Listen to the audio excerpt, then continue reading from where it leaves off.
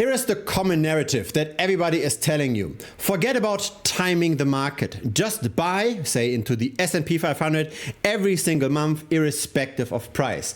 Buy $100 every month, and over the long term, you will make money. While this is true, because the US dollar is devaluing over time, this does generate returns. It's not necessarily ideal. We can tweak this a little bit. We can have a fixed rule how we put some variety into the purchases. We don't buy $100 every month, but maybe when the market is cheaper, we buy a bit more. Maybe when the market is expensive, we buy a bit less.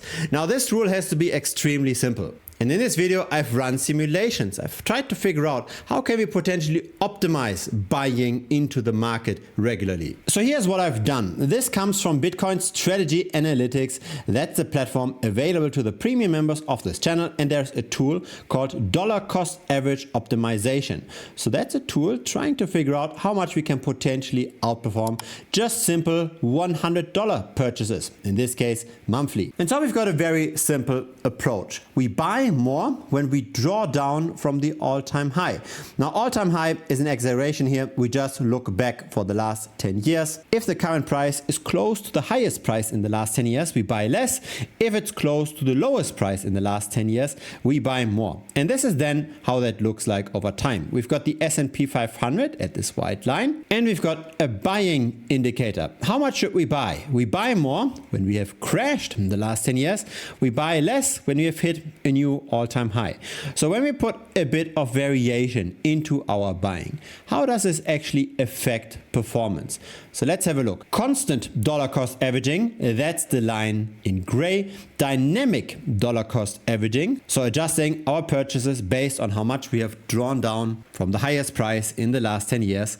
That's the line in orange. So how many S&P 500 shares have we accumulated over time? This here is a very long-term simulation. It starts in 1950. So this is 80 years of data. And maybe that's not necessarily representative because the market has changed over the decades. And also there might be an impact of whether or not we start our simulation at a very high price point or at a very low price point. Now in this video, I want to be as objective as possible. And so let's run through the different scenarios. What happens when we use dynamic dollar cost averaging and we start at the height of a bull market versus say at the bottom of a bear market? And how does this develop over time long term? But again, let's go back to the 80-year simulation. If you bought over 80 years $100 every month, you would have invested $91,000 and you come out with 5.8 million. That's for dynamic dollar cost averaging. With constant dollar cost averaging, we are at 5.1 million. So a delta of 700K or 13%. Now nobody has a time horizon of 80 years, but at least it gives us an idea of what the potential difference can be over the market cycles. So in general, dynamic dollar cost averaging seems to outperform just fixed dollar cost averaging. And this is a very simple trading rule. We can get more advanced if we wanted to, but in general, I just want to figure out, is it maybe a good idea to not completely blindly buy, but to buy more when we go down? Now we can change the adjustment. How much do we actually want to buy when we are low versus high? How much do we want to deviate from the $100? I've got here a 5x maximum multiplier. So that means the lowest purchase is $15. The highest purchase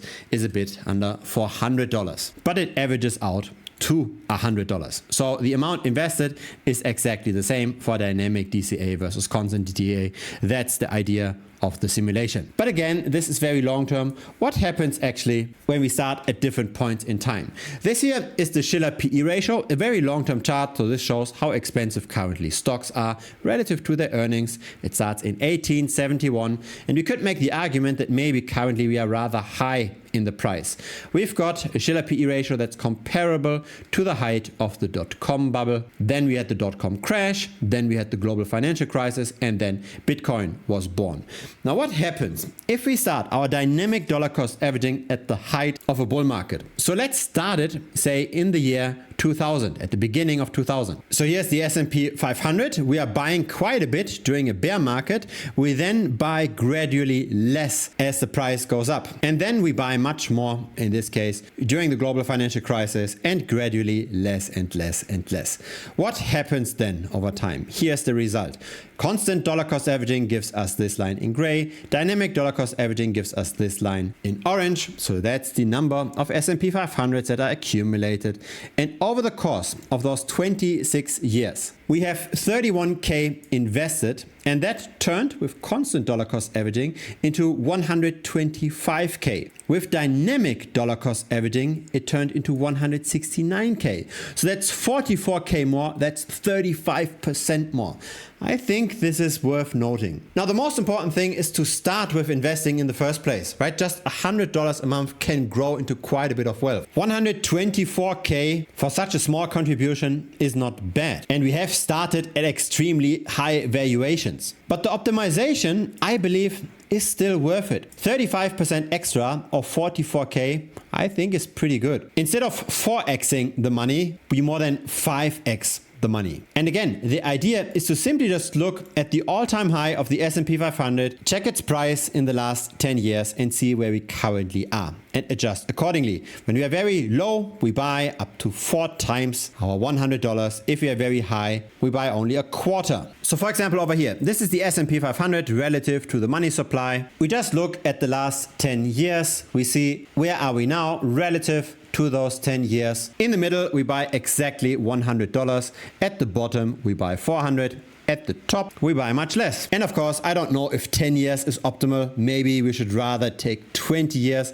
I also don't know if the 5x multiplier is best or if you should just buy, say, $200 instead of 400 at the bottom and also have less of a reduction when we are close to the all-time high. So I have not run the optimization in that regard. But in general, being dynamic with our purchases and buying more when we dropped and buying less when we are closer to the all-time high seems to make a lot of sense.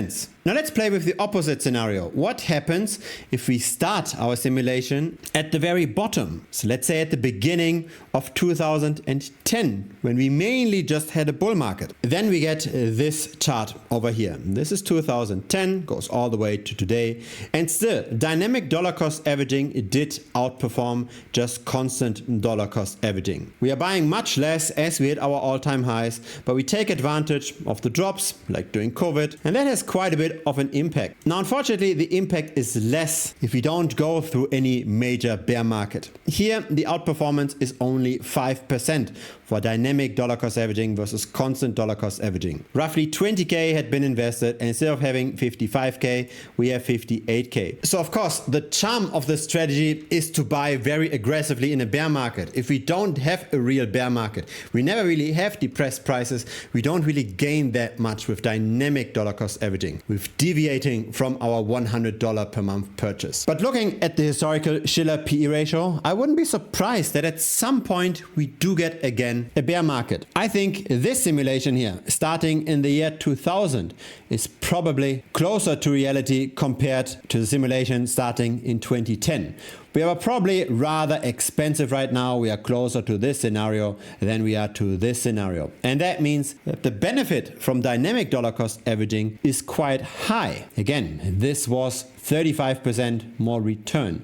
We should thus, if we take those numbers seriously, buy less month over month when we are still close to the all-time high. And we should buy more and more aggressively as the S&P 500 drops. And if it doesn't drop, we just continue to just buy a little bit every month. We dollar cost average less aggressively. Now in this simulation, we just talk about buying more versus buying less, but we can actually take this a step further. And I'm considering to make an analysis, a quantitative analysis on this as well. We could simply look at the asset that has dropped most from the all-time high and buy more into that. So let's say we invest $100 and we split those $100 between stocks, between gold, between Bitcoin, between all kinds of things. And then we just buy more aggressively aggressively into the thing that has dropped more. So we always invest our $100, but we just buy the thing that has come down more. And of course, we have to do this with assets that we want to hold very long term, where we do believe they have an extremely high chance of still being relevant, say in 20 or 30 years. Right? We should not start dollar cost averaging in more aggressively as prices come down into a random altcoin, for example. We want to be very selective in where we dollar cost average in. But for the assets that we want to hold long term that suddenly drop from the all-time high, it might make sense to buy more and more. A simple dynamic dollar cost averaging strategy works very well for the S&P 500, especially if you're currently high in valuations. But it also works over the very long term for 80 years of data. And the harm isn't too bad if you're always just going up and our price corrections aren't really that significant, as happened since 2010. So I think the risk to reward is worth it. And again, we can just play around with different asset classes and then buy the thing that drops most. If you got some value out of this video, feel free to give it a like. It will help the channel grow. Feel free to also subscribe. I publish videos regularly. If you want to get access to the backtesting tool, that's available to the premium members. Link is over here. Thanks for watching. See you next time on YouTube or see you in premium. Cheers.